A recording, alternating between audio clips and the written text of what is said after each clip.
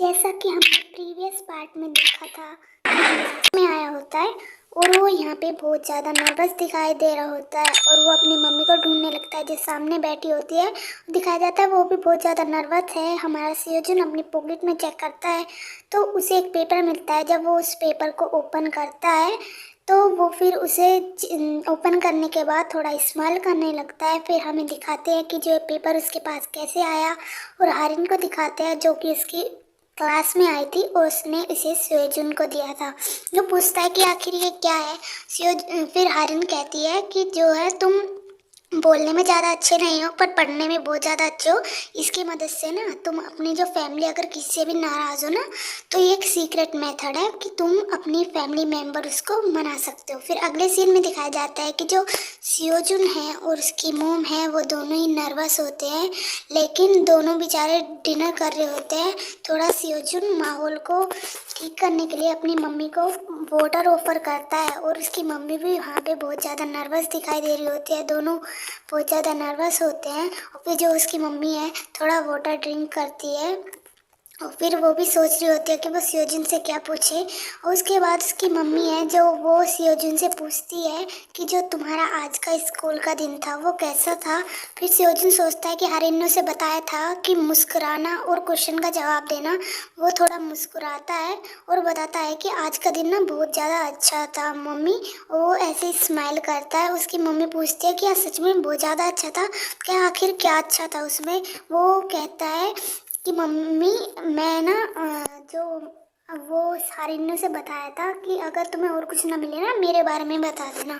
फिर सियोजुन उसे बताने लगता है अपनी मम्मी को कि ना मेरी एक फ्रेंड है जो कि 10 सालों से मेरी फ्रेंड है। उसकी मम्मी कहती है तुम्हारी फ्रेंड क्या। हाँ एक लड़की है जिसका नाम ओहारिन है और वो बहुत ज़्यादा डम है, वो पढ़ने में भी अच्छी नहीं है। वहीं पे हारिन को दिखाते हैं जो इनकी बातें सुन रही होती है और वो सियोजुन बताता है अपनी मम्मी को कि 10 साल हो चुके हैं लेकिन वो बिल्कुल भी बदली नहीं है। और फिर वो दोनों अपना डिनर है जो वो करने लगते हैं। हारिन वहीं पे बैठी होती है और वो उन्हें देख रही होती है। जब भी एक वेट्रेस उसके पास आती है और पूछती है कि आपने अपना ऑर्डर डिसाइड कर लिया। सियोजुन और उसकी मम्मी का डिनर हो जाता है और वो फिर वहाँ से चले जाते हैं। हारिन फिर वेट्रेस से कहती है कि मैं बाद में आऊँगी और वहाँ से वो फिर चली जाती है। और यहाँ पे वो देखती है जो उसने उसे पेपर दिया था उसने वहीं पे गिरा दिया और फिर वो उसे ओपन करती है और कहती है कि मुझे तो पता था कि तू वो इसे यहीं पे गिरा देगा, वो ऐसा ही है हमेशा ऐसे ही करता है। और फिर हमारी जो हारिन है वहाँ पे से फिर चली जाती है। दिखाते हैं कि हारिन का फ़ोन वहीं पे छूट गया होता है और उस पर उसकी फ्रेंड सूजिन की 4 मिस कॉल आ चुकी है। उसे उससे भी मिलने जाना था, वो भूल चुकी थी। यहाँ पे दिखाते हैं सियोजुन और उसकी मोम दोनों वॉक कर रहे होते हैं और वो उससे पूछती है कि क्या कुछ हुआ है सियोजुन। वो कहता है कि क्या क्या मैंने ना आज ना पता है अचानक से तुमने जो डिनर के लिए पूछ लिया हम क्या बस ऐसे ही पूछ लिया था मोम। उसकी मोम कहती है कि जो तुम्हारी बहन है ना हाइमिन तुम्हारी ओनी उन्होंने भी मुझसे पूछा था आज कि डिनर करें लेकिन मैं ना आज तुम्हारे साथ आई। सियोजुन कहता है कि क्या सच में दीदी ने भी पूछा था। हम क्या हाँ मैंने उसके बजाय आज तुम्हारे साथ डिनर करने के बारे में सोचा क्योंकि पहली बार था जो तुमने मुझसे डिनर करने के लिए एक साथ पूछा था इसलिए मैं तुम्हारे साथ आई बल्कि तुम्हारी सिस्टर के बजाय। और फिर वो कहती है सियोजुन वो अपनी मम्मी की तरफ देखने लगता है। वो उससे माफ़ी मांगती है कि आई एम सॉरी बेटा, अगर जो भी मैंने कहा था वो बहुत ज़्यादा गलत था, मुझे पता था कि मेरी गलती है, मुझे तुम्हें ऐसे नहीं करना चाहिए था। और जब भी दिखाते हैं कि सीन जो सियोजुन है वो अपनी मम्मी से लड़ाई कर रहा होता है कि वो सिर्फ अपनी बेटी को प्यार करती है, मुझे प्यार नहीं करती, आपने मुझे अडॉप्ट क्यों किया था। इसी बारे में उसकी जो मोम है वो उससे माफ़ी मांग रही होती है कि हाइमिन की वजह से ऐसा कुछ हुआ, मुझे माफ़ कर दो बेटा। जब दिखाते हैं जो सियोजुन था ना वो बचपन में थोड़ा हाइमिन के जैसा दिखाई देता था इसलिए उसकी जो मदर थी उसने उसे अडॉप्ट किया था। वो बताती है कि जब मैंने पहली बार तुम्हें जब देखा था तुम 2 साल के थे, मुझे ऐसा लगा जैसे कि मैंने अपनी बेटी को देखा है। और ये सुन के थोड़ा जो सियोजुन है वो थोड़ा सैड लग रहा होता है। वो बताती है कि अचानक से जब हमारी जो हाइमिन थी वो तुम्हारी सिस्टर डिसअपियर हो गई थी और हम उसे ढूंढ रहे थे, जब मैंने एक ऑर्फनेज में तुम्हें देखा और जब हमने तुम्हें अडॉप्ट कर लिया। और फिर जो सियोजुन है वो कहता है कि हो सकता है कि मैंने अपनी सेल्फिशनेस में तुम्हें अडॉप्ट किया था लेकिन मैं तुमसे इतना प्यार नहीं कर पाई, लेकिन जो तुम्हारे डैड है ना वो तुमसे बहुत ज़्यादा प्यार करते हैं। सियोजिन भी अपनी मम्मी से कहता है कि आई एम सॉरी मम्मी, और वो दोनों फिर यहाँ पे गले मिलने लगते हैं।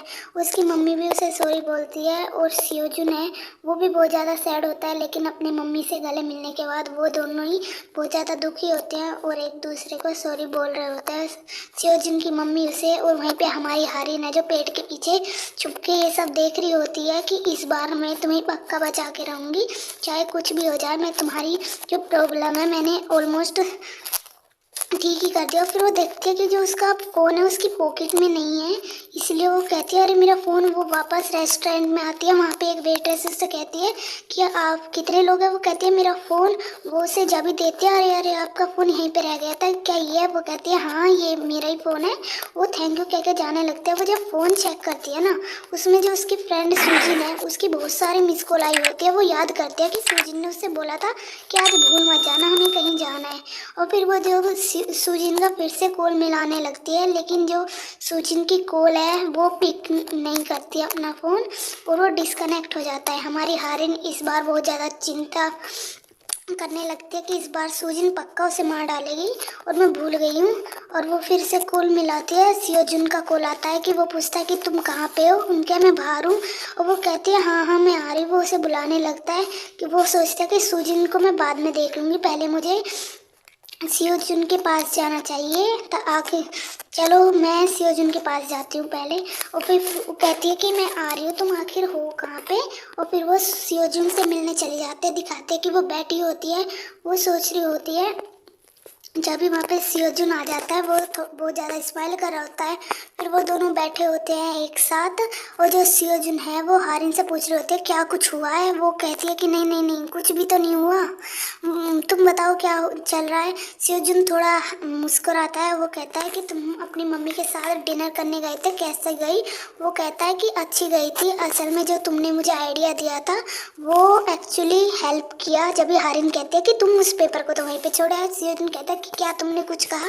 क्या नहीं नहीं नहीं मैंने तो कुछ भी नहीं कहा, मुझे तुम्हारी मदद करके ना बहुत ज़्यादा अच्छा लगा। वो दोनों यहीं पे इस्तेमाल कर रहे होते हैं। जब भी जो सियोजुन है वो हारिन को देखता है इस्तेमाल करते हुए, उससे कहता है कि हारिन उनका तुम्हारा थैंक यू सो मच, कि तुम्हारी वजह से ये सब हुआ, वरना मैं अपनी जो मम्मी है ना उनसे कभी सॉरी कहने के बारे में सोच भी नहीं पाता और ये सब कभी नहीं होता। वो कहती है कि कोई बात नहीं, मैंने तो बस एक मैसेज ही तो किया था। सियोजुन कहता है कि वो जो मैसेज करना था ना वही मेरे लिए कितना हार्ड था, ये तुम नहीं सोच सकती। लेकिन तुम्हारी वजह से आज मैं सारी जो मेरी वो थी परेशानियाँ उनसे मुक्त हो चुका हूँ, और मैं तुमसे बहुत ज़्यादा थैंक यू कहता हूँ तुम्हें, जो तुम्हारी वजह से ये सब हुआ, वरना मैं इस बारे में सोच भी नहीं पाता। हारिन इसी बारे में सोच रही होती है कि मैं तो बहुत ज़्यादा खुश हूँ कि तुम अब खुश हो सकता है कि तुम इस बार नहीं मरोगे। सियोजुन प्लीज़ मत मरना प्लीज़। और वो अपने माइंड में ऐसी सोच रहे होते हैं। जब उसे बेल सुनाई देती है कि यानी वो प्रेजेंट में जाने वाली है फिर से, वो अपनी आइज़ ओपन करती है। वो लैंप में पूरा जो फोटो है वो जल चुका होता है और हमारी हारिन प्रेजेंट में आ चुकी होती है।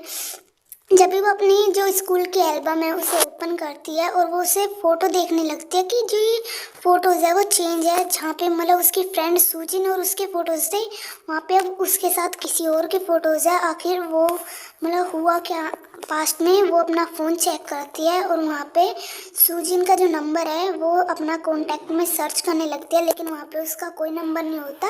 यानी सूजिन का जो नंबर है उसके पास नहीं है। और वो फिर बाहर उसे कॉल करने लगती है वियोंग को कि तुम्हारे पास सूजिन का नंबर है।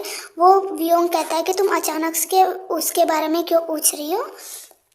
तो अब तुमने तो पहले लड़ाई कर ली थी ना, तुम्हें तो ऐसे लड़े थे कि जैसे तुम दोनों फिर से बात नहीं करोगे।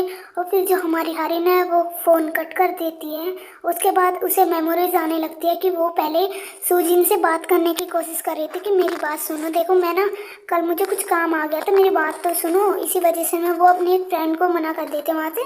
फिर जो सूजिन है वो हारिन से बात करने लगती है, हारिन से बताने लगती है कि मुझे ना कल कुछ इम्पोर्टेंट वर्क आ गया था। और वो कहती है क्या वो सच में इम्पोर्टेंट था।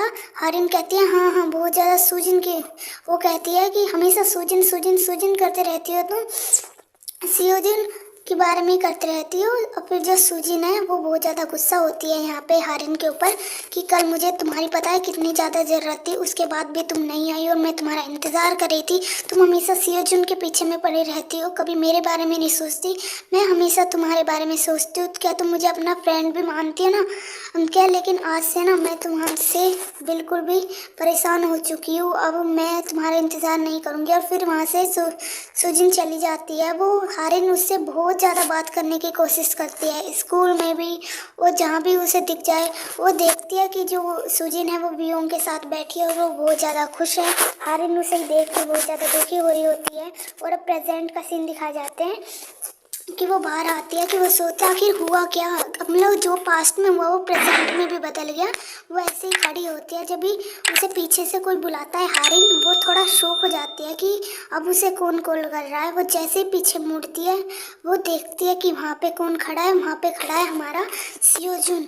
और वो ना हारिन को एक पिन्नी दिखाता है, देखो मैं तुम्हारे लिए कुछ लाया हूँ। हारिन यहाँ पे सियोजुन को देख के बहुत ज़्यादा शॉक हो जाती है कि सियोजुन यहाँ पे कैसे हो सकता है। और वो दौड़ के जाती है और सियोजुन को गले से लगा लेती है। यानी उसने सियोजुन को तो बचा लिया, लेकिन जो सुजिन के साथ उसकी फ्रेंडशिप थी वो एंड हो चुकी है। वो यहाँ पे बहुत ज़्यादा दुखी होती है और सियोजुन को ऐसे ही गले लगाए रखती है। और फिर हमें वो सीन दिखाया जाता है कि जहाँ पे वो जो फोटो थी वो क्लिक हुई थी। और हमें बताया जाता है कि जो अगर प्रेजेंट पास्ट में कुछ हुआ है तो वो प्रेजेंट पे भी अफेक्ट डालेगा। कि वो सारे फ्रेंड बैठे होते हैं और वो सब आइसक्रीम खा रहे होते हैं। और जो हारिन है वो देख के अपनी सुजिन को और वियोंग को कि तुम दोनों ऐसे ही हमेशा लड़ते रहते हो, वो कहता है कि हाँ तो तुम्हें क्या करना है उससे। तुम अब सुजिन भी कहते हैं एक काम करते हैं हम ना एक साथ तीनों फोटो लेते हैं। हम क्या हाँ हाँ बिल्कुल बिल्कुल।